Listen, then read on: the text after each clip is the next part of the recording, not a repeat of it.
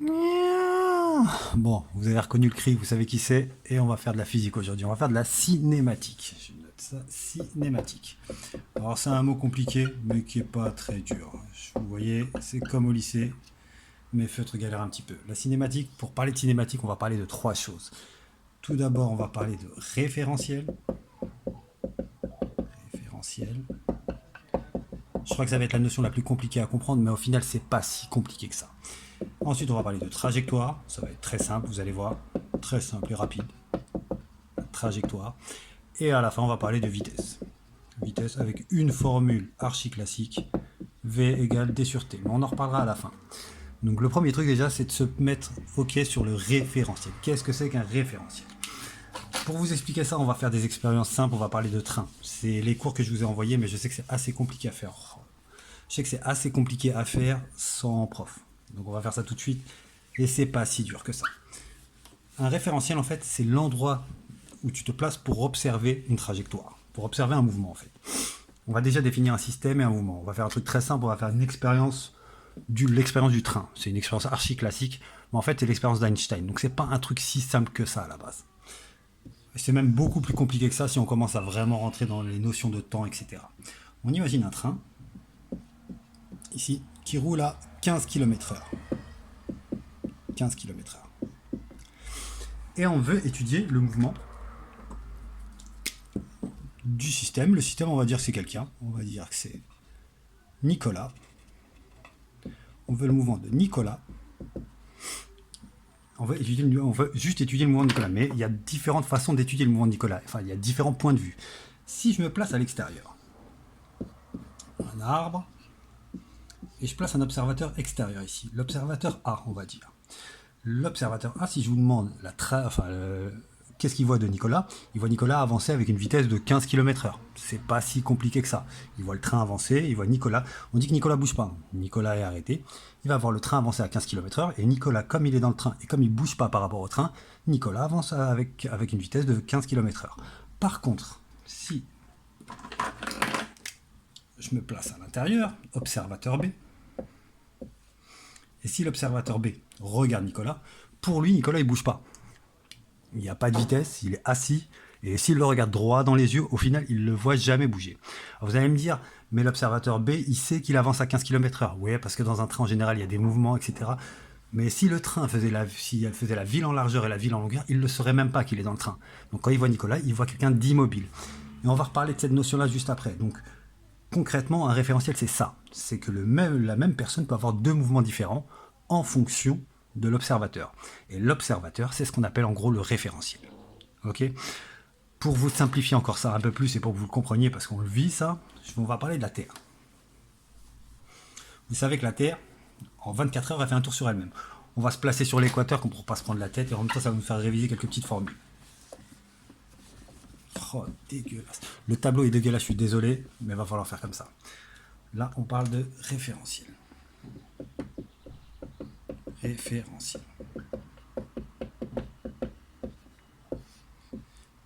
On va parler de la Terre et on va se placer sur l'équateur. Okay. Le rayon de la Terre, c'est 6400 km.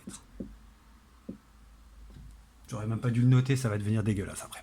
6400 km. On va prendre deux observateurs, deux gars qui sont posés sur l'équateur, ils prennent un café, ils sont au Brésil, les deux prennent un café. On va dire que c'est Lohan et Soukaina, prennent un café sur l'équateur, et elles se regardent dans les yeux. Il n'y a personne qui a l'impression de bouger, on est d'accord. Pourtant, si on est dans l'espace, comme on sait que la Terre fait un tour sur elle-même en 24 heures, de l'espace, j'ai l'impression qu'elles avancent super vite et on peut même calculer leur vitesse. Ça va nous faire réviser un petit peu les formules. Si je découpe la Terre en deux, je vais découper la Terre en deux. Et là, j'ai la ligne de l'équateur. Je sais que le rayon ici, je connais le rayon ici, c'est 6400 km. Je peux trouver la circonférence. La circonférence, vous connaissez la formule normalement. La circonférence, c'est 2 fois pi fois r. Ok? Donc ça va pas être très compliqué. Je prends la calculatrice. Donc ici, ça va faire 2 fois pi. On va prendre 3,14 fois r. 6400. Soukaina et Lohan font 40 192 km en 24 heures. elles avancent à une vitesse de dingue. 40 192 km en 24 heures. Donc si je vous demande la vitesse, et c'est ce qu'on fera en dernier lieu, c'est ce qui est de plus simple au final. Si je vous dis combien elles font en une heure, donc en fait leur vitesse en kilomètres par heure, vous me divisez ça par 24. Divisé par 24. Ok? Divisé par 24. 1674 km par heure. Ça, c'est la vitesse vue de l'espace. Si je suis dans l'espace et je vois Soukaina et Lohan en train de prendre un café, j'ai l'impression qu'elles avancent super vite. Elles, par contre, posées sur leur table, elles boivent leur café, elles ont l'impression d'être immobiles. Elles se regardent les yeux dans les yeux, personne ne bouge. On est d'accord. Donc en fait, la trajectoire, on va dire par exemple de Lohan, la trajectoire de Lohan dépend de l'observateur. Si je me mets observateur Soukaina, elle est immobile. Si je me mets observateur, on va mettre Lilou. Si je mets observateur Lilou dans l'espace, ben Lilou, elle voit d'une vitesse de dingue. Elle voit du 1674 km par heure. J'espère que vous aurez compris l'idée. Ben là, on va se remettre sur le train et on va essayer de faire ça un peu plus compliqué. Mais c'est ça l'histoire du référentiel. C'est pas si compliqué que ça en fait. C'est juste la notion de d'où tu regardes. Quand tu regardes un mouvement, quand tu regardes un système, une personne, c'est d'où tu regardes. Et à chaque fois, le conseil que je vous donne, c'est mettez le système d'une couleur différente. Alors, la personne que vous étudiez, vous la mettez en vert. Et après, les observateurs, vous changez de couleur. C'est ce qu'on va faire tout de suite. Bon, je suis désolé, je vais devoir effacer le tableau 1 milliard de fois parce que j'ai un tableau d'enfant. Il n'y a pas le choix. Mais de toute façon, vous avez qu'à revenir sur la vidéo, c'est une vidéo pour vous. Donc on va repartir sur le train. Et cette fois-ci, on va prendre deux trains. Un train qui avance. On va donner des vraies vitesses. 15 km/h, c'est pas assez. Qui avance à, on va dire, 50 km/h. Dans ce sens-là. Regardez la flèche. Attention, c'est le sens. Ok. Et on imagine qu'on a une vide de... je vais peut-être pas mettre les roues ici. Oh si, je mets les roues ici. Et on va mettre un autre train qui lui avance dans l'autre sens. Et pareil, on va dire 50 km/h. Ok. On va étudier. Et pareil, on va rester toujours sur le même principe. Il y aura toujours le contrôleur de gare. Ça, c'est des expériences qui ont l'air super simples, super basiques, mais en fait, c'est des expériences d'Einstein. En fait, c'est des expériences de pensée d'Einstein. Donc, je vous le redis, c'est pas si simple que ça. Si vous avez un peu de mal, c'est normal au début. Mais vous allez voir, vous allez vite vous habituer. Donc ici, je mets un arbre et je mets le contrôleur de gare avec son chapeau. Oh, je dessine mal de fou, vous le savez. Ouais, le contrôleur de gare, il est ici et lui, il est arrêté. Quand je mets l'arbre ici, c'est pour vous dire qu'il est collé au sol et ses pieds lâchent pas le sol. On va l'appeler lui l'observateur A. Ok. Je vais mettre ici un autre observateur qui est dans ce train-là. Et en fait, on appelle ça le référentiel du train B. Et je vais l'appeler observateur B. Ok. Et au final, je vais mettre un dernier observateur dans ce train-là, que je vais l'appeler C, le train C. Et lui, on va l'appeler l'observateur C. Ok. Donc il y a le train B, le train C, deux observateurs, l'observateur B, l'observateur C, et on va essayer d'étudier des mouvements, essayer de trouver des mouvements. Ça va pas être très compliqué, mais essayez d'être logique, j'avoue, ça peut être un peu plus tendu que prévu. Déjà, on va commencer, on va bloquer que sur le B et le A. Ok. Bloquer que sur le bas. Je vais vous mettre ici une personne, et cette fois-ci, la personne dans le train, elle est plus immobile. On va dire qu'elle court. Elle court dans le train, et elle court pas super vite, elle court à 10 km/h. Enfin, pas super vite, 10 km/h, c'est pas mal. Je galère à faire du 10 km/h. Donc, il court à 10 km/h, et dans le mauvais sens. Non, trop compliqué. On va faire ça après. Dans le bon sens. Et après, dans le mauvais sens, vous allez voir que c'est pas plus compliqué que ça au final. On va se placer avec les deux observateurs. On va commencer avec l'observateur B, parce que c'est le plus simple, l'observateur B. L'observateur B, il est dans le train, et il voit une personne courir vers lui à 10 km/h. Donc si je vous demande c'est quoi son mouvement, c'est quoi sa vitesse, en gros pour l'observateur B, il n'y a pas de souci. La vitesse, c'est du 10 km/h. Est-ce qu'il est mobile, il est immobile? Il le voit mobile, il le voit courir. Il n'y a pas de souci pour vous? Tout va bien? Ok, ça c'est le truc le plus classique. Par contre, si je me mets à la place de l'observateur A, là, ça risque d'être un tout petit peu plus compliqué. Si je me mets à la place de l'observateur A, qu'est-ce que je vois? Je vois un train qui avance à 50 km/h et un gars à l'intérieur qui court à 10 km/h dans le même sens. Donc au final, à quelle vitesse je vais le voir? Je vais additionner les vitesses. Et encore, je vous le dis, ça, on additionne les vitesses, encore c'est de la mécanique classique, on peut aller au-dessus. Mais là, pour faire ça très simple, il court à s'il était arrêté, ben on le verrait passer à 50, mais là, il n'est pas arrêté. Il court à 10 dans le train. Donc, je le vois courir à 70. C'est le même principe que les tapis roulants. Quand vous êtes sur un tapis roulant et vous êtes arrêté, si je suis à l'extérieur, je vous vois passer à une certaine vitesse. Si vous courez, j'ai l'impression que vous courez super vite. En fait, j'additionne les vitesses. Ok. Et inversement, si je vais dans l'autre sens, donc en fait, ici, l'observateur A va voir ce système à la vitesse de 50 plus 10 à 60 km/h. Ça va pour vous? Enfin, je pose des questions, je suis taré, il n'y a personne qui répond. Bon, maintenant on va le faire dans l'autre sens. Si, cette fois-ci, l'observateur va dans l'autre sens. Ok. Je vois un train qui avance à 50 km/h dans ce sens-là, et j'ai un observateur, et j'ai un système qui court dans l'autre sens. Le système, le bonhomme ici, court dans l'autre sens à 10 km/h. Au final, moi, je vais le voir passer à quelle vitesse? Ben, en 1 heure, on va faire ça clair. En 1 heure, le train fait 50 km. Et lui, en 1 heure, il fait 10 km dans l'autre sens. Donc au final, si le train fait 50 km et lui a réussi à faire 1 km dans le sens, vous imaginez que le train est très long. Je sais que les wagons s'arrêtent, mais on va dire qu'il est tellement long qu'il a le temps de faire ses 10 km. Le train fait au moins 100 km. Ça n'a aucun sens, mais c'est le principe pour comprendre. Donc vous imaginez le train super long. Ben, si je fais du 50 km/h dans ce sens-là, et que le système fait du 10 km/h, moi, l'observateur A, je vais voir ce bonhomme à une vitesse de 40 km/h. 50 moins 10 au final, parce que 40 km/h et dans ce sens-là. Le train a fait 50 km dans ce sens-là, lui il en a fait 10, donc au final moi je l'ai vu faire 40 km dans ce sens-là. Ça commence à être un peu compliqué. Ok, ça c'est de la composition de vitesse, je vais pas vous mentir, je crois que c'est même pas au programme, mais c'est pour comprendre les référentiels. Si vous avez compris ça, vous avez tout compris. Et maintenant, on va se placer avec l'autre train, c'est exactement, si vous avez compris ça, vous allez très vite comprendre l'autre train.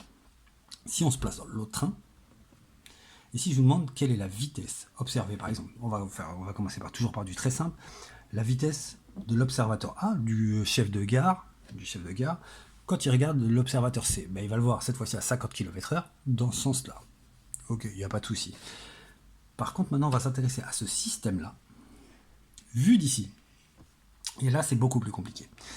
Enfin, beaucoup plus compliqué, ça l'est pas tellement que ça. En fait. On oublie les 10 km/h, on va dire qu'il est arrêté. On va commencer avec une vitesse nulle. Là, il est arrêté, il est assis, il est au coin buvette, il est en train de manger un truc, il est au calme, il est assis. Mettez-vous à la place de cet observateur-là. En 1 heure, lui, il aura fait 50 km dans ce sens-là. Et lui, il est dans un train qui roule à 50 km/h. Donc dans 1 heure, il va faire 50 km dans ce sens-là. Ok. Si ils étaient les deux à... Bon, on va faire ça. Très simple. Je vais effacer quoi, j'efface ça en bas. On oublie le contrôleur en bloc que sur les deux trains maintenant. Si on oublie le contrôleur, on va dire qu'il y a eu 1 heure avant, je vais faire apparaître les deux voies. Je ne sais pas si vous les voyez, si vous allez les voir. Et on va dire que le train B était là. Et que le train A était là. Et qu'entre-temps, et qu'il y a 1 heure, il y avait exactement 100 km entre les deux. Ça. Qu'est-ce qui se passe au bout d'1 heure? Réfléchissez simplement. Au bout d'1 heure, le train B, c'est pas le train A, c'est le train C.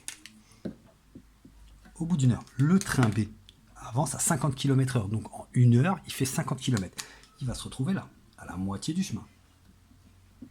Ça, c'est après 1 heure. Et ce train C, il avance à 50 km/h dans l'autre sens. Donc au bout d'1 heure, il va se retrouver là. Le train C. Okay. Donc au bout d'1 heure, quelle distance on a parcouru? 100 km. Ok. Ça a l'air un peu compliqué en fait, mais vous le savez très bien en fait, c'est le principe des voitures.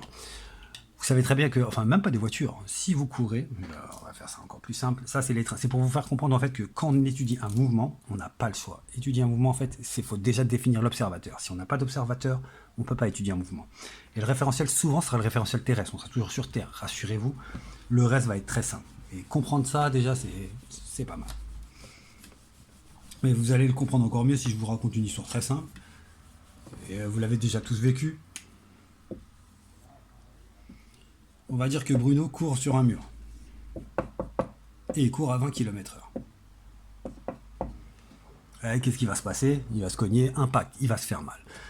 Et maintenant, Bruno court à 20 km/h et croise Louis, qui lui-même court à 20 km/h. Est-ce que vous pensez que ça va être le même impact? Vous le savez très bien, l'impact est beaucoup plus dur, pour l'avoir déjà vécu, j'imagine. Donc en fait, ce qui se passe, en fait, c'est comme si Bruno courait contre un mur, mais cette fois-ci en additionnant les vitesses. Bruno, en fait, par rapport au référentiel Louis, si je me mets dans la tête de Louis, bah Bruno, Louis dans sa tête, il court. Mais si je me mets si je mets une petite fourmi, c'est ça en fait, je vais mettre une petite fourmi sur lui, un petit bonhomme qu'on appelle. Je vais changer de couleur si vous n'avez pas compris. Pour comprendre. Je dis à chaque fois changer de couleur quand vous passez de l'observateur, quand vous voulez dessiner un observateur en fait pour définir un référentiel. Vous n'allez pas le faire souvent, rassurez-vous. Je mets un petit bonhomme sur l'épaule de Louis, ben, le petit bonhomme sur l'épaule de Louis, il bouge pas par rapport à Louis. Donc il a l'impression que Louis avance pas. S'il regarde Louis dans les yeux et s'il est tout petit, et il va pas voir Louis avancer. On va dire que même c'est une fourmi posée sur l'épaule de Louis, c'est pas forcément qu'on avance. On est d'accord. Donc pour la fourmi, Louis est immobile, même si lui court à 20 km/h. Par contre, elle voit Bruno arriver à une vitesse. Elle voit Bruno arriver à une vitesse de 40 km/h en fait, les 20 plus 20. Ok. Donc c'est pour ça que le choc est beaucoup plus tendu. C'est l'équivalent pour Bruno de courir vers un mur à 40 km/h. Ça double les vitesses. C'est pour ça qu'en ville, on vous conseille de rouler à 50 km/h. Parce qu'à 50 km/h, quand vous tapez en frontal une autre voiture à 50 km/h, in fine, c'est comme si vous rentriez dans un mur à 100 km/h. Ok. C'est un peu plus... Maintenant, on va parler de trajectoire. Vous allez voir, c'est beaucoup plus simple. Mais pour parler de trajectoire, à chaque fois, je serai obligé de définir un référentiel avant et vous allez vite comprendre pourquoi. Je vais effacer, on va revenir sur la Terre. On revient sur la Terre.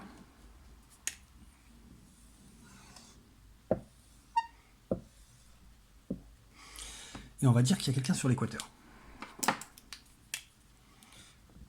On va mettre un système sur l'équateur. Les systèmes, je vais les mettre toujours de la même couleur, sinon je vais vous embrouiller. Maintenant, on va passer, on va changer. On va mettre les... Oh putain, je dessine super mal, vous êtes au courant, je suis pas un artiste. On est sur l'équateur. Et cette fois-ci, à chaque fois, je mettrai le système. Le système, c'est la personne qu'on étudie. C'est la personne où on veut le mouvement. Ok. Je vais le mettre sur la Terre, sur l'équateur. Voilà, ça c'est le système. Vous lui donnez le nom que vous voulez, et lui, c'est le système. Bon, mon rouge est mort. Système. Ok, ça c'est le système. C'est lui qu'on veut étudier. Donc comme je vous l'ai dit, il y aura plusieurs façons d'étudier, et forcément la trajectoire c'est un truc très simple, la trajectoire en fait.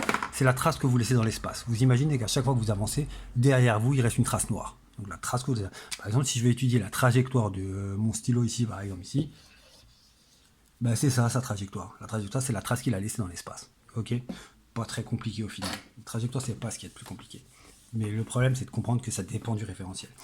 Ben, il y a différentes façons de voir la trajectoire de ce système-là. Si je prends quelqu'un qui est posé, on va dire qu'il est arrêté dans un café. Si je mets quelqu'un qui est posé dans le même café que lui, imaginez-vous assis dans un café en face du système, dans l'équateur. La Terre, elle tourne. Hein. La Terre n'arrête pas de tourner. Et encore, je ne parle même pas de sa rotation autour du Soleil, de sa révolution autour du Soleil. Là, ça sera encore autre chose, on en reparlera après. Donc la Terre, elle tourne. Donc mettez-vous à la place de ce système de l'observateur A. En fait, c'est le référentiel terrestre, on appelle ça. En fait, le référentiel terrestre, c'est quand tu es posé sur la Terre et que tu regardes ça assis sur la Terre. Tu as un arbre dans les mains, donc tu n'avances pas. Tu es collé à un arbre, et voilà.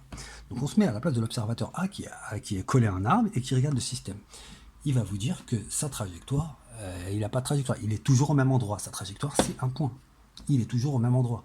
Et le point, c'est le point, on va dire qu'on repère par un point entre les deux yeux, ben, le point entre les yeux, il bouge jamais. Ok. Il n'y a pas de souci là-dessus. Par contre, si je mets quelqu'un qui est au-dessus de la Terre, et en dehors de l'atmosphère, parce que l'atmosphère bouge aussi, parce que si l'atmosphère bougeait pas, on recevrait des vents de 1600 km/h dans la tête. T'as pas l'impression en sortant que tu manges des vents de 1600 km/h, jamais. Donc ici, on va mettre un observateur au-dessus de la Terre, en dehors de l'atmosphère, et qui regarde l'histoire, qui regarde le système. Ça, c'est l'observateur B, qui regarde le système. Qu'est-ce qu'il va voir, lui? Il est au-dessus du pôle Nord, on va dire. C'est ce qui est le plus simple. Et il va voir le système faire des tours. Toutes les 24 heures, faire un grand tour. Un tour de plus de 40 000 km. Vous avez compris? Et s'il laissait une trace derrière lui, s'il pouvait laisser une trace derrière lui, le système, ben, qu'est-ce qu'il verrait cet observateur, en fait? Il verrait le système faire des cercles. Tous les 24 heures, faire le même cercle. Vous avez compris? Enfin, putain, je pose la question, je suis taré. Donc c'est ça en fait, la trajectoire c'est juste la trace que vous laissez. Et il n'y a pas beaucoup de trajectoires à connaître. Si vous avez compris les référentiels, et je vous dis le référentiel, ce que je vous ai expliqué au début, c'est un peu compliqué, mais c'est la base en fait. La cinématique, tu ne peux pas étudier un mouvement si tu n'as pas un référentiel. Et le référentiel, en gros, pour vous, traduisez ça par un observateur. Il faut être placé comme un observateur. Ok. Et je vais vous donner deux, trois trajectoires très simples. En la vérité, il y en a même deux vraiment importantes. C'est cette trajectoire-là. Quand en fait on fait une droite. C'est une droite, tout simplement. Je peux étudier par exemple, je sais pas moi, j'aurais pu étudier, qu'est-ce que j'ai sur moi? J'ai pas de Smarty, j'ai rien. À peu de choses près. Non, c'était nul, je recommence. Il me faut quelque chose d'autre. Voilà, je l'ai lancé. Il n'y a pas eu trop de frottement. Si je donne la trajectoire, si j'avais laissé la trajectoire, si j'avais mis un stylo ici pour laisser une trace, regardez bien, au final, ça fait une trajectoire qu'on appelle rectiligne. Ça, c'est la trajectoire qu'on appelle rectiligne. C'est très simple en fait. Une trajectoire rectiligne, c'est quand tu laisses derrière toi une trace et c'est une droite. Okay, en général, une voiture sur autoroute, la trajectoire que vous voyez, c'est une trajectoire rectiligne. Imaginez en fait que le pot d'échappement lâche une fumée bleue et que la fumée bleue, elle reste à l'endroit où elle est sortie. Si je vous demande qu'est-ce que fait la fumée bleue à la fin, si vous voyez une voiture passer sur l'autoroute, la fumée bleue, c'est une trajectoire rectiligne, c'est une droite, donc une trajectoire rectiligne. Il y a d'autres trajectoires un peu plus intéressantes, celles qu'on vient de voir avant pour l'équateur, c'est les trajectoires les plus classiques, c'est la trajectoire circulaire. Dès qu'il y aura des rotations, on va avoir des trajectoires circulaires. Et après, il y a d'autres trajectoires qui sont aussi intéressantes, c'est l'ellipse. En fait, c'est un cercle un peu aplati. Alors pourquoi je vous dis les ellipses? Parce qu'en fait, la plupart des grandes trajectoires, c'est des ellipses. Et il y a deux foyers dans les ellipses. Par exemple, la Terre, elle tourne autour du Soleil en un an, cette fois-ci, pas en 24 heures. Elle tourne sur elle-même, en fait, elle fait la toupie. Elle tourne sur elle-même, et en un an, elle décrit une ellipse, dont un des foyers est le Soleil. Il me demandait c'est quoi les foyers. C'est un peu compliqué, c'est pas du tout au programme. Mais en fait, c'est ça, c'est les trois grandes trajectoires connues en physique. Okay, je vous ferai montrer après d'autres trajectoires, qu'on a la cycloïde, etc., mais les spirales. Mais ça, c'est juste pour jouer au final. Ok. Donc ici, si on va même, tant qu'on est ici, je vous ai parlé du Soleil, on va parler de ça. Vous allez voir qu'il y a certaines trajectoires qui sont archi compliquées, qui peuvent être archi compliquées. Rectiligne, circulaire, trajectoire circulaire, rectiligne, et l'ellipse, on va en reparler tout de suite.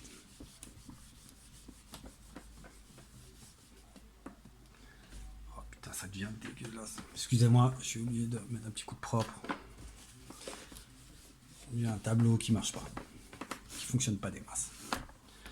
Et si mon portable tombe, c'est normal, il est accroché avec du scotch, donc respirez, je reprendrai ça juste après. Donc voilà, je vais vous parler par exemple de la vraie trajectoire. Ça, c'est le Soleil. Et on va dire que la Terre, elle est là. La Terre, elle est beaucoup plus petite, la Terre. Et elle a une trajectoire, je vous ai dit, elliptique. En fait, c'est pas un cercle. Il y a un moment où on est plus proche. Alors attention, vous ne faites pas avoir. Le moment où on est le plus proche du Soleil, c'est le 1er janvier au final. Donc c'est pas le moment, c'est le moment où il fait le plus froid.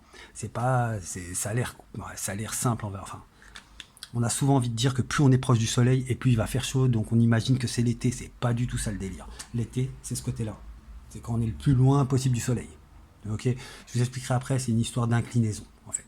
Je peux vous l'expliquer avec des oranges et tout, mais ce sera le prochain cours, je pense. Je ferai un prochain cours là-dessus pour vous expliquer ça. C'est même pas au programme, mais c'est bien de le savoir. Plus tu es près du Soleil, et plus il fait froid, bizarrement. Donc là, en fait, on est au 1er janvier, et la Terre fait un tour en 365 jours. Et en même temps, on sait que la Terre tourne sur elle-même. Elle fait la toupie, en fait. C'est une toupie qui tourne.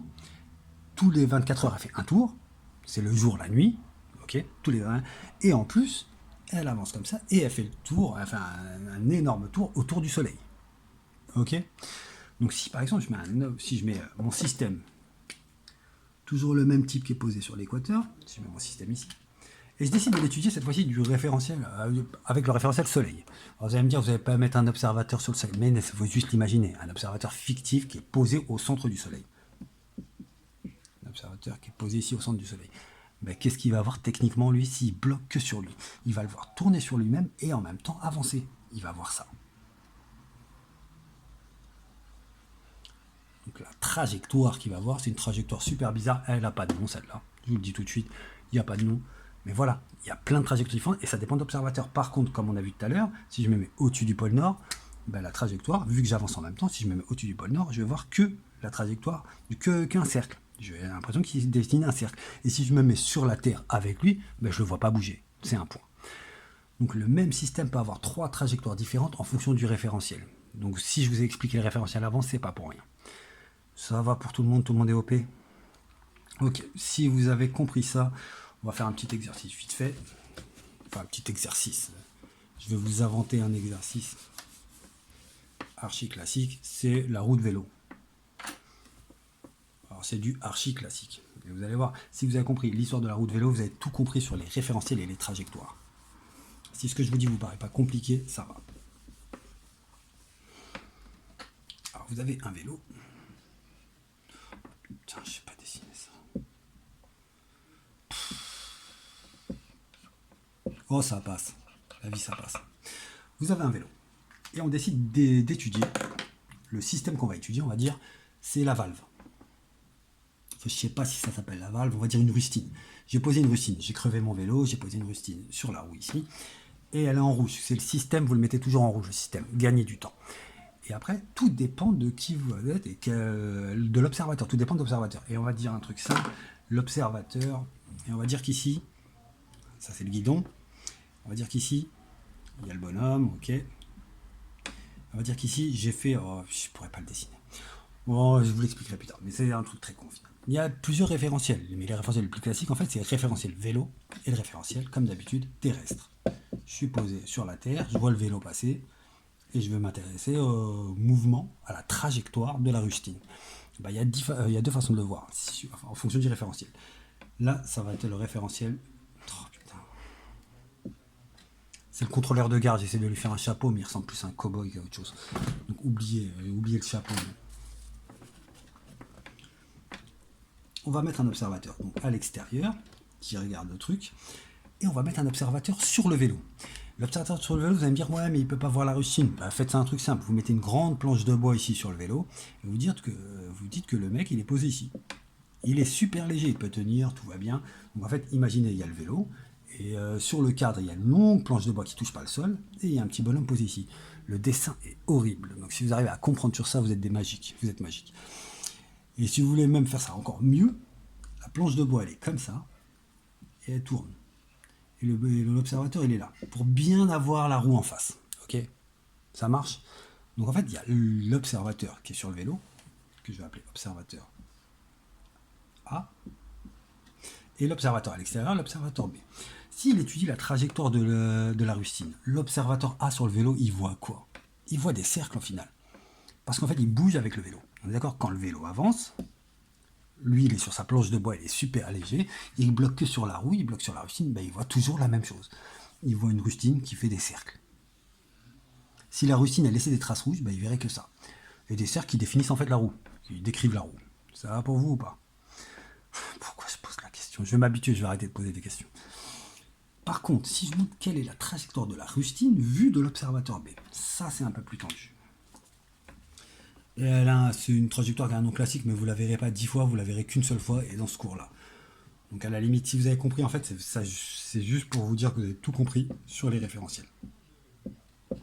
En fait, si je me mets sur l'observateur B cette fois-ci, et je bloque sur la rustine, bah, la rustine, elle va tourner, mais elle ne va pas avoir une trajectoire circulaire. Jamais, parce qu'elle avance. Et elle ne fera jamais de cercle, au final. Bloquée sur la rustine. On avance, elle va faire un truc comme ça, elle va toucher le sol. Oh, je vais dessiner les différents. La roue est là. Je vais dessiner plusieurs roues. Alors ma rustine, on va dire qu'elle est là. Après, comme mon vélo avance, elle va être là, la rustine. Après, elle va être là. Après, elle va être là. Après, elle va être là. Vous avez capté? Mais la roue, elle avance dans l'espace. Et si je décris le truc, vous allez voir en fait ce qu'on appelle une cycloïde. Ça va faire un truc comme ça. En fait, le truc, c'est ça fait ça. Ça fait une cycloïde. Elle touche une fois le sol ici et elle repart direct. En fait, ça fait des arcs. Cette trajectoire-là, on appelle ça une cycloïde. Donc voilà, c'est pour vous dire que pour le même système, ici la rustine, je peux avoir deux trajectoires différentes en fonction du référentiel. Et qui dit trajectoire différente, bah, dit vitesse différente. Si ma trajectoire c'est un point, si j'ai l'impression qu'il ne bouge pas, bah, sa vitesse elle est nulle. Alors que dans d'autres référentiels, je vais voir une vraie trajectoire, donc il y aura une vitesse. Et c'est le dernier truc dont je vais vous parler, c'est la vitesse. La vitesse, je vais commencer à vous en parler tout de suite, je vais vous donner déjà les bases et après au prochain cours on parlera de vitesse instantanée, vitesse moyenne et c'est surtout sur ça que vous allez être noté, mais c'est pas très compliqué la vitesse, j'ai juste envie de vous donner les deux unités pour vous dire qu'on a parlé de tout. J'efface. Alors comment définit-on une vitesse? Alors déjà dans la vraie vie on dit kilomètre/heure, jamais. En physique on va essayer d'être un peu plus précis, on dit kilomètre par heure. Je sais que dans la vie souvent vous entendez ouais j'ai roulé à 100 km/h, non. J'ai roulé à 100 km par heure. Et si je vous le dis le par, c'est pas pour rien, parce que le par, ça veut dire diviser en maths. Et en fait, c'est exactement ça qui va se passer. La vitesse, elle est définie par une formule que vous avez déjà vue en troisième, mais qui n'est pas très compliquée. C'est V égale la distance sur le temps. Ok? C'est simple. Si la distance, c'est des kilomètres, et si le temps, c'est des heures, ben ma vitesse, ça va être des kilomètres par heure. Et notez bien qu'en physique, on note bien kilomètres par heure. Ok, je sais que dans la vraie vie, on dit kilomètre/heure, mais dans la vraie vie, on fait plein d'erreurs. Ok, ça va pour vous? Tout le monde est là? Et après, il y a une autre unité plus physique. En physique, en général, en vraie physique, hein. Kilomètre/heure, c'est quand vous êtes en voiture. Dans la vraie physique, on ne parle pas en kilomètre/heure en général. La distance est toujours la même unité, c'est les mètres, et pas les kilomètres. Un kilomètre, je vous rappelle que kilo, ça veut dire 1000. Donc un kilomètre, c'est 1000 mètres. Kilo, c'est 1000. Le temps, on parle rarement en heures en physique, on parle en secondes. Donc vous avez tout de suite compris. Si c'était des kilomètres par heure la vitesse, ici ça va être des mètres par seconde. Mètres par seconde.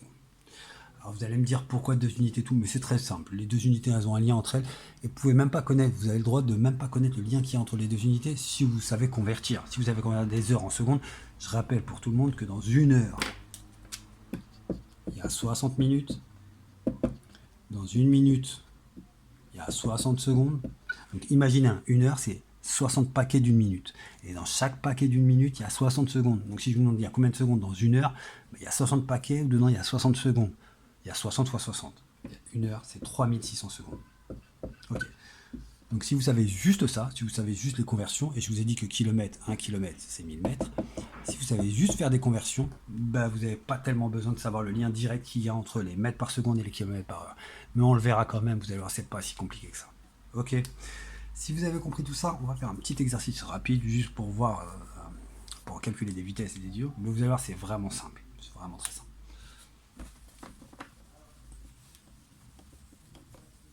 Et après, vous essayez de faire la feuille d'exercice que je vous ai envoyée sur le NT sur les vitesses. C'est pas très dur. Je vous donne un exemple très simple où on va calculer de deux façons différentes. On va parler de quoi? On va parler du 100 mètres. On va essayer de faire un truc réglo, on va parler du 100 mètres. On va dire que, si normalement vous savez, le 100 mètres se fait en gros en un peu moins de 10 secondes. Mais on va dire qu'on fait pile poil le 100 mètres en 10 secondes. Ok.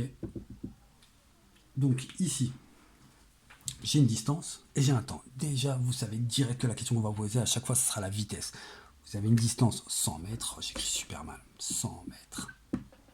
Et vous avez un temps. Il a fait les 100 mètres en 10 secondes. Quand il est parti ici, on a lancé le chrono, au bout de 10 secondes, il a fait ses 100 mètres. La première question que je vais vous poser, c'est calculer la vitesse. Je peux vous demander la vitesse en mètres par seconde et en kilomètres par heure. Donc on va commencer déjà par mètres par seconde. Prenez les unités qu'on vous donne.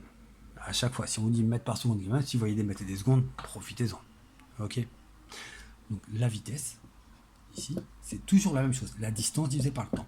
Et si vous avez oublié, repensez aux vitesses classiques. Kilomètres par heure, c'est la distance, kilomètres par heure sur le temps. Ok. Donc la distance ici, c'était 100 mètres.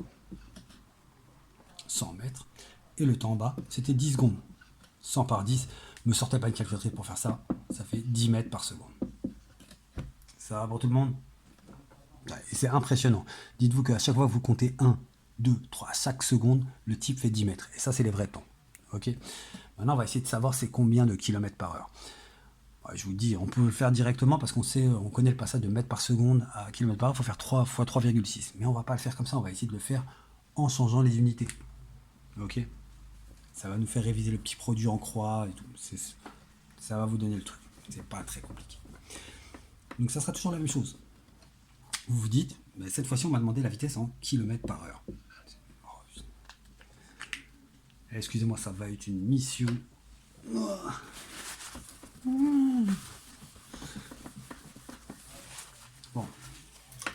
Au calme. Si je vous demande la vitesse en kilomètres par heure, c'est V égale D sur T, c'est toujours la même formule. Mais cette fois-ci, il va falloir mettre des kilomètres ici et des heures ici. Et ce qui est compliqué, je vous le dis tout de suite, c'est de passer des secondes aux heures. Enfin, c'est compliqué, c'est pas si compliqué que ça au final. Je vous dis, si vous connaissez les correspondances, il n'y a rien. Alors, pour passer des kilomètres, de mètres à kilomètres, parce que là, je sais que c'est 100 mètres, pour passer à kilomètres. Vous savez, c'est le truc archi classique, c'est le tableau, archi connu. Je vous ai dit qu'un kilomètre et 1000 mètres, vous pouvez même faire un produit en croix direct pour le faire. Je vous ferai montrer après. Mais normalement, vous savez, kilomètre, hectomètre, décamètre et mètre. Donc 100 mètres, je mets le dernier zéro au niveau de l'unité, bah c'est 0,1 km. Ok. Si vous ne voulez pas faire de tableau, si vous l'oubliez régulièrement, rappelez-vous juste d'un truc. Kilogramme, ça veut dire 1000 grammes. Kilomètre, c'est 1000 mètres. Donc vous pouvez faire toujours ça avec des correspondances, avec le produit en croix. Vous pouvez ne pas vous prendre la tête, je vous fais montrer ça tout de suite. Ben vous vous dites, je connais la correspondance entre une correspondance entre kilomètre et mètre, ben je peux avoir toutes les correspondances que je veux. Je sais que 1 kilomètre, c'est 1000 mètres. Ok. Je peux mettre un égal, mais je ne mets jamais de égal, je mets une équivalence. Et ici, je veux savoir combien c'est 100 mètres. Attention, il y a le côté kilomètre, il y a le côté mètre. Donc moi, je veux savoir ce que c'est que 100 mètres en kilomètres. Donc 100 mètres. Et là, je mets mon point d'interrogation. Ok. C'est le classique, c'est le produit en croix, la quatrième promotion, c'est normal, c'est le truc de bébé. Je vous rappelle, il y a toujours une diagonale où il manque rien et une diagonale où il manque quelque chose. La diagonale qui manque rien, on la multiplie, on fait 1 fois 100. C'est pour ça qu'on appelle ça le produit en croix, c'est cette croix-là. 1 fois 100, et je divise par ça. 1 fois 100, 100 divisé par 1000, ben ça fait le 0,1 kg.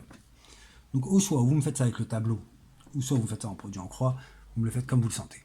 Ok, le seul truc c'est que vous savez, vous connaissez, dès que vous avez une correspondance, et ça c'est pour tout, ça marche pour tout, dès que vous avez un, vous pouvez tout convertir. Ok.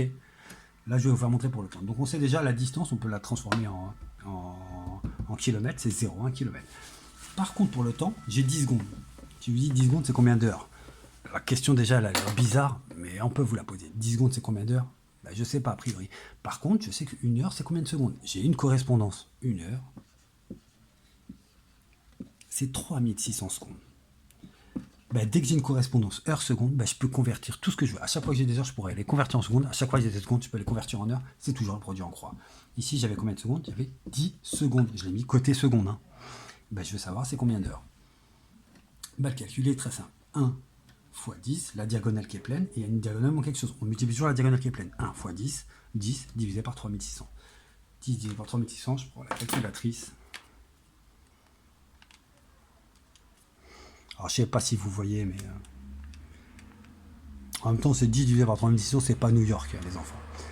2,7 fois 10 puissance moins 3. Ok, c'est 2,7. C'est 0, je vais écrire. Je vais pas vous écrire avec la puissance de 10. Vous allez galérer. Je vais essayer de changer ça tout de suite pour vous. Setup, il est où le setup? Oh, laissez tomber. 2,7, ça fait 0.